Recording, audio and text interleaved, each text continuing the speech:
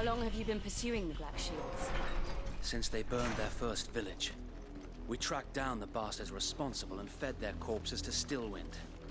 Suffice to say, that got their attention. It's been a game of cat and mouse ever since.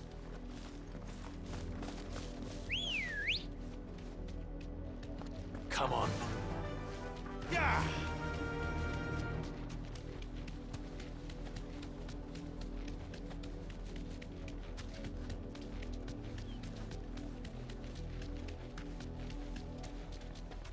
Look at me sideways. Come along now. The bastards are lucky. There they are. On your command, my lord.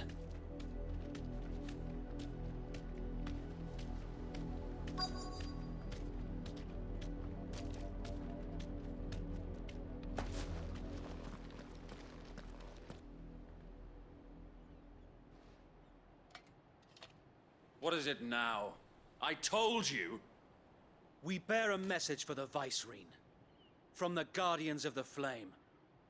Ha! You presume to tell us that a pair of filthy vagabonds, a woman and a dog, could guard aught against the might of the Black Shields? Then come! Die along with your flame! For Azaria! For Azaria!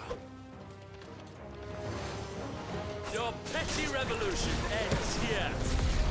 On these our swords we swear.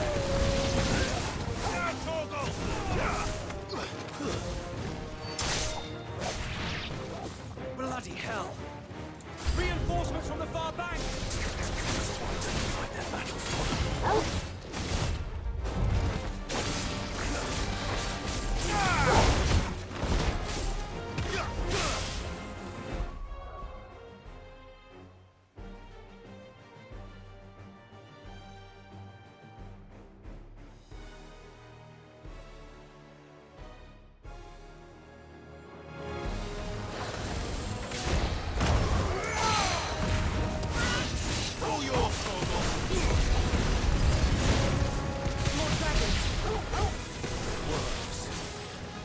Imperials aren't taking any chances.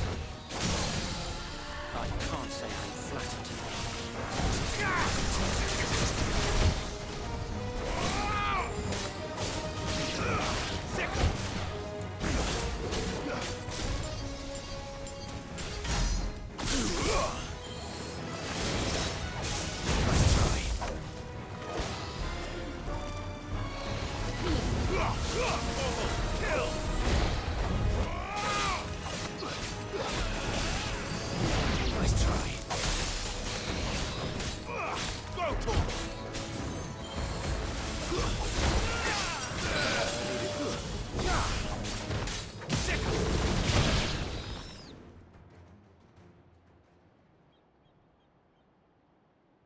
A noble stand, albeit a misguided one. In taking it, you have but proven our point, that this land is in dire need of cleansing. This one.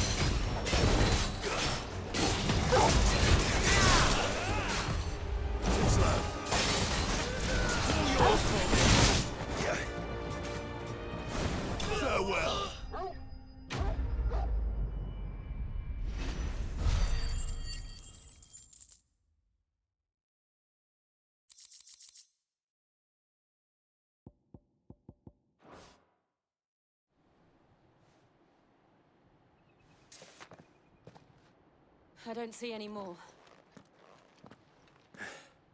Nor do I. The plan worked.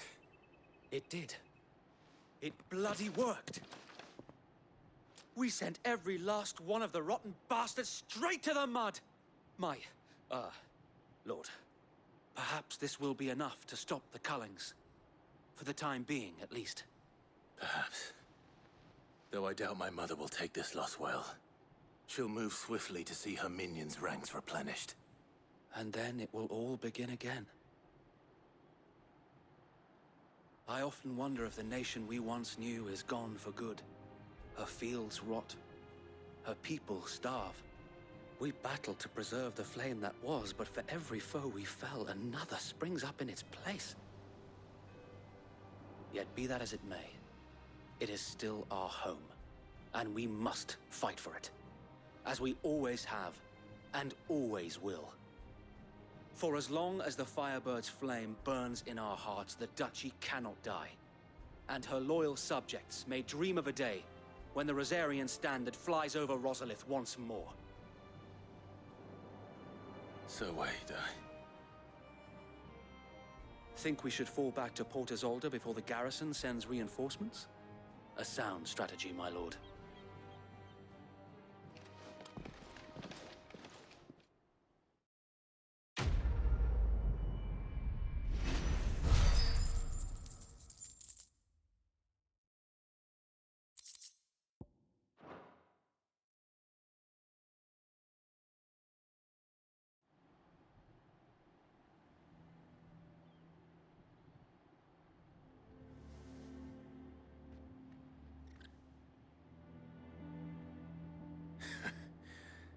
And how long has my uncle been funding you and your comrades' endeavors? Since the beginning. Lord Byron was the first person I turned to after forming the Guardians. And had I known of this tunnel back then, I wouldn't almost have been hanged by the city guard for trying to sneak over the wall. I suppose a formal request for an audience would have appeared suspicious. And appearances must be maintained.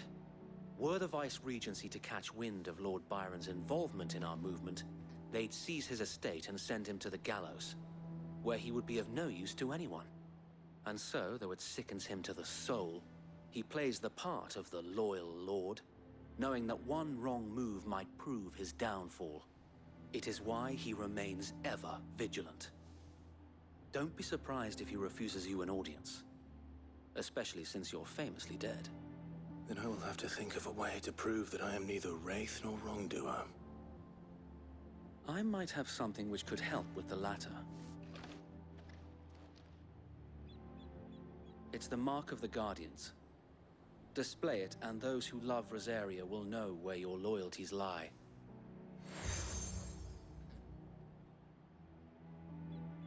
I shall wear it with pride. Be sure that you do. I don't want my men attacking you again. Unless you deserve it. If only Sir Tyler could have been here to see you. Or the Lord Commander. Thank you, Sir Wade. If there is ever anything you need. I know.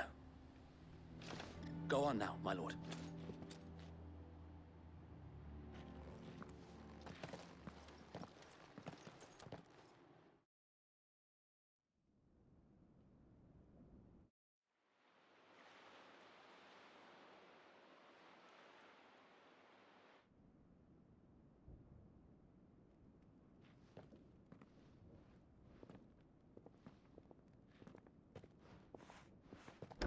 How accommodating. Do you really think they believe we are who we say we are? Not a chance.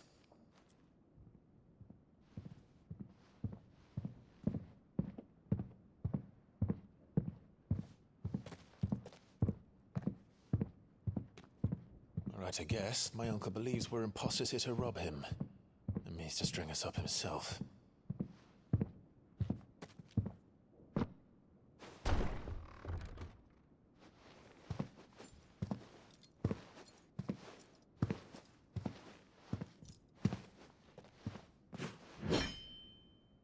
Imagine my surprise when I was told my nephew had come to visit.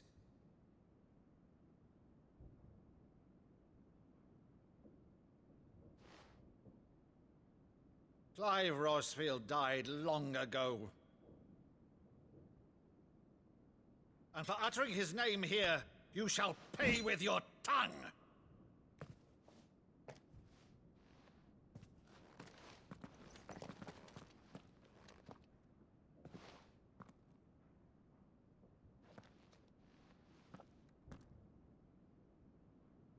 You would mock me as well?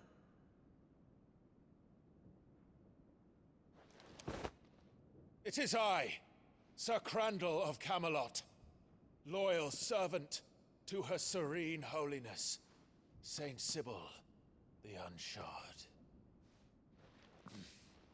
Meadow, thou vile sorcerer, for thy crimes against church and crown, I shall have thy head.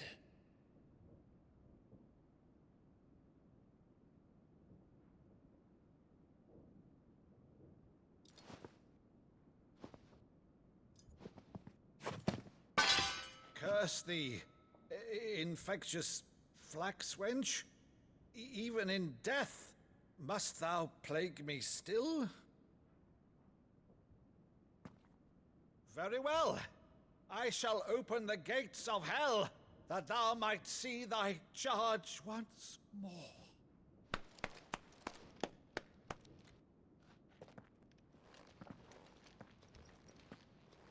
Bravo, Uncle. You're still the finest Meadow in the twins. Oh, Clive, my dear boy, it's really you.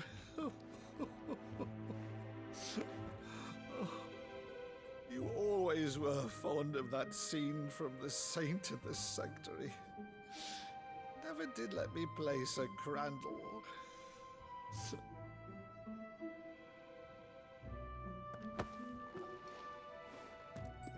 I have a favor to ask, Uncle Byron. Rutherford, inform the kitchens. There'll be guests. We dine immediately. But, Uncle... You can't very well regale me with the tale of your miraculous preservation on an empty stomach. Go on, sit.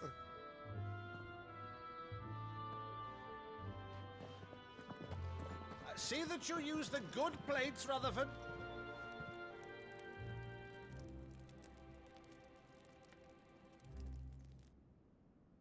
So you arrived late to one of her cullings, did you? Since becoming Vicereine, Annabella has been a constant thorn in Rosaria's side, but these atrocities are a new low. Something has changed. Quite what, I don't know, but the woman we knew is gone, and a monster sits in her place. A monster. For better or worse, I've been charged with governing this town, and thus must maintain the illusion of obedience. That's all I can do to aid Wade and his merry band of revolutionaries. So he's told us. You have risked much for Rosaria. Our nation will be forever in your debt.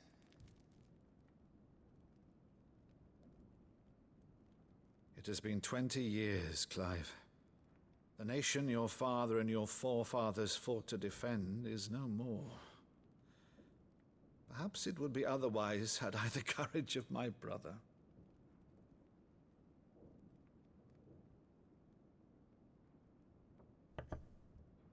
All right, if it's a ship you require, a ship you shall have. I've a galley in port, but recently relieved of her cargo. She can be outfitted for the voyage in a matter of weeks. So you believe us then? About everything? Believe you? Ha! Only a fool would believe even half of the things you claim. But until tonight, only a fool would have believed my nephew still lived. And besides, I have it on good authority that Clive is telling the truth. Whose authority? Your own, of course. You've always been a terrible liar. Is that true? It's not untrue. Let's say no more about it, eh? It wouldn't do to linger on my nephew's greatest failing.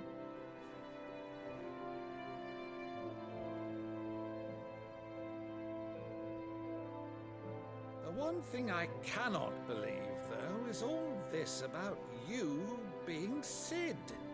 You were always such a good boy, but now you're quite the outlaw. Which, if I'm not mistaken, would make me an outlaw's uncle. Right then, who shall we pillage first? Rutherford, fetch me my cutlass. This will be fun.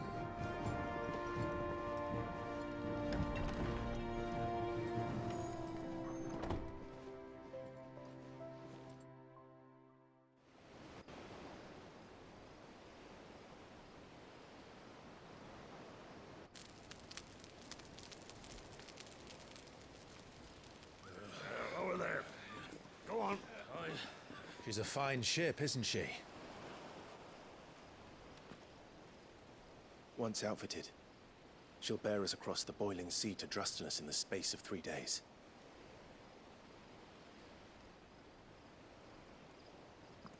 Something on your mind?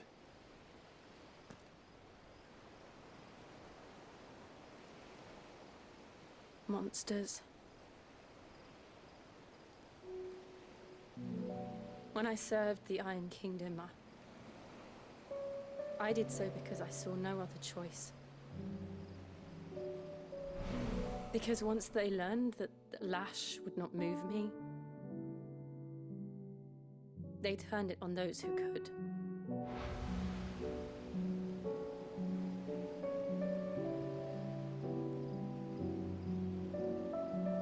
And so I became their puppet. I let them pull my strings, telling myself it was not my hand that swung the sword, but another's. I removed myself from the truth so I wouldn't feel the pain it caused.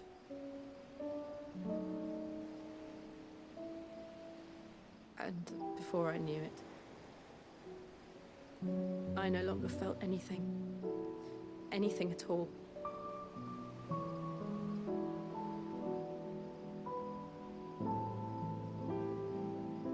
I had become a monster. Jill.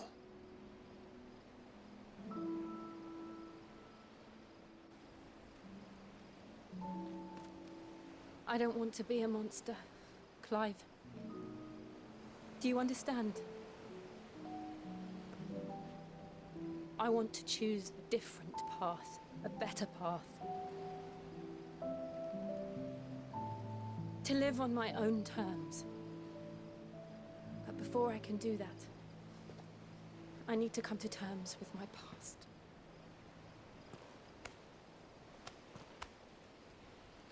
And when you do, I'll be standing there with you, just as you stood with me.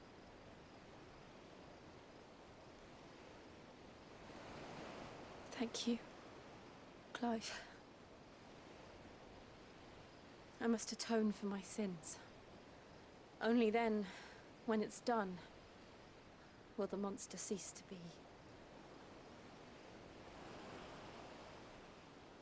Just promise me that you won't die with it.